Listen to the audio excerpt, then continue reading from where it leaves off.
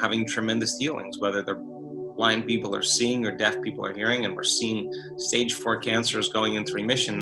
If I would ever believe I'd be seeing the changes that we're seeing in such a short amount of time, I probably would say, yeah, maybe once or twice, but we've pierced through a veneer of consciousness. And just like the 4-minute mile, when it was broken and doctors said it was physiologically impossible to do it, 1,400 people since then have done it. So we're seeing this kind of sane, shifting in consciousness, or piercing through a layer of consciousness, and all of a sudden we're seeing more and more people starting to do it. And I think evidence is the loudest voice, and if you can measure it scientifically and you see it in front of your eyes, and I think it frees people to believe in it more, and that's what it takes to believe in yourself.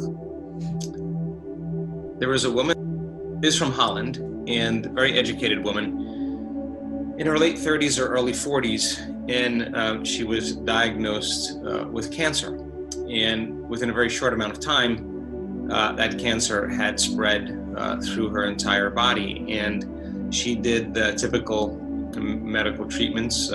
She did chemotherapy, she had surgeries, she did radiation, she did everything she could to contain the metastasis. And she got to the point where the doctors told her that there was nothing they could do for her. She was in the final stages, and that to prepare for death. That was their recommendation. And she came to our event in Mallorca, the 7-day event in Mallorca, and struggled, really struggled the entire time.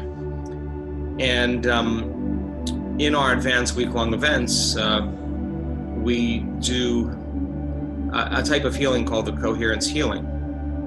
And there's science behind the idea that it's not matter that's emitting field, an electromagnetic field. It's actually that field that is actually creating matter. So if you change information in the field, you literally can change matter. The matter is the hologram from singularity. So we do this extensive study. We teach people how to do it, and we have seen just the most incredible things. And you got to do that. In order to do that, you have to understand the science of brain and heart coherence, and you have to practice and understand how to connect to the field. And by the end of the week, of a week-long event, many people know how to get beyond themselves, and we have research to prove they can do it very quickly. So this woman was laying there amongst the group that was doing the healing, and this happens quite a bit. In 1 second, she said she felt a level of love that she had never felt in her entire life. And in one instant, she knew that she was healed.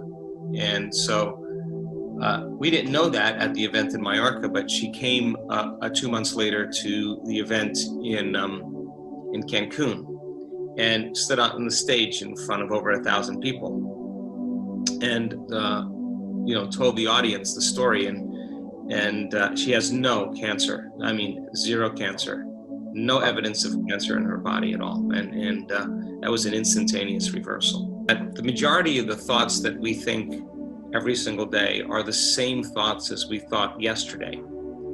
And in fact, 90% of them are. And the same thoughts leading to the same choices leading to the same behaviors creating the same experiences, and the same experiences producing the same feelings and emotions, begins to cause our biology to become very similar, very same. And the repetition of that and firing and wiring then creates automatic programs in the brain and body. And 95% of who we are is a state of unconscious or subconscious programs where we've done something so many times that the body now can actually do it automatically without the conscious mind. If you wanted to change and you understood that your personality creates your personal reality, and your personality is made up of how you think, how you act, and how you feel. And the present personality who's listening to this call has created the present personal reality called their life.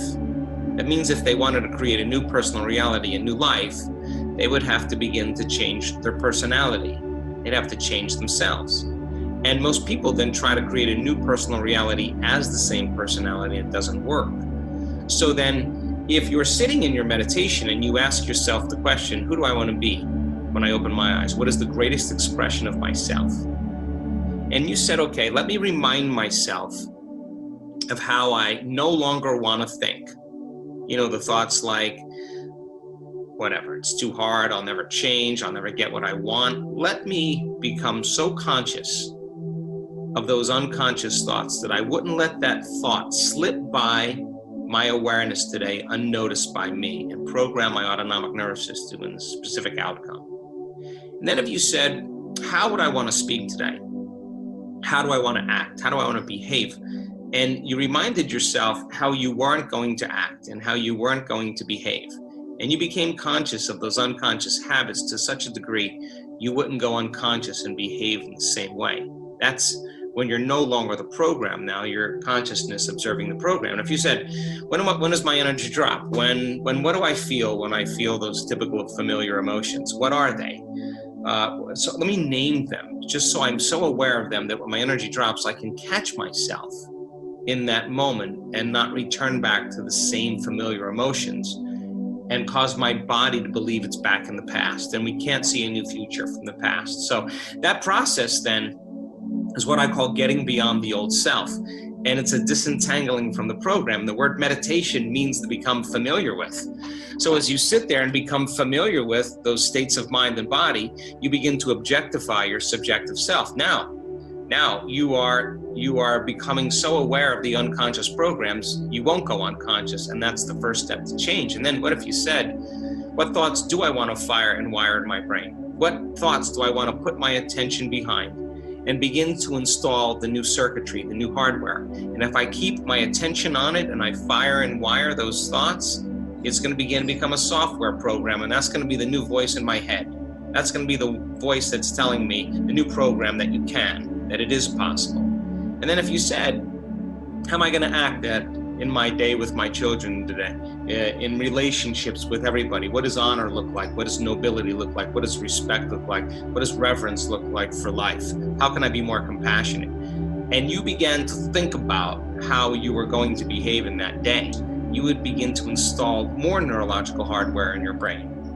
And if you kept doing it, it would become the software program, and you, as I said, would behave that way. And then bringing on that elevated emotion then, and teaching your body what your future feels like before it's happened, and understanding that the body's so objective that it doesn't know the difference between the real life experience and the experience you create by emotion. That means then, if the environment signals the gene and the end product of the experience in the environment is an emotion, you could signal the gene ahead of the environment if you feel this emotion. And if you understand that, you would assign meaning to it, and you wouldn't get up until you felt it. Now, I would say then, if you kept practicing this, you would begin to neurochemically condition your mind and body into a new state of being.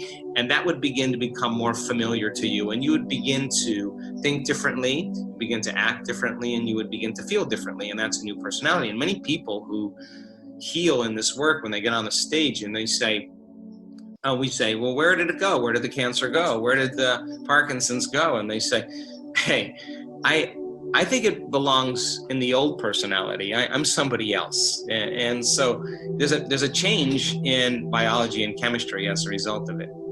As long as you mastered the thoughts, behaviors, and emotions of the past and began to become familiar with new thoughts, new behaviors, new emotions. In other words, you can't say I had a great meditation, get up and feel all holy and connected, but you haven't handled your behavior when you're driving on the freeway or when you're in traffic or when you're with your kids.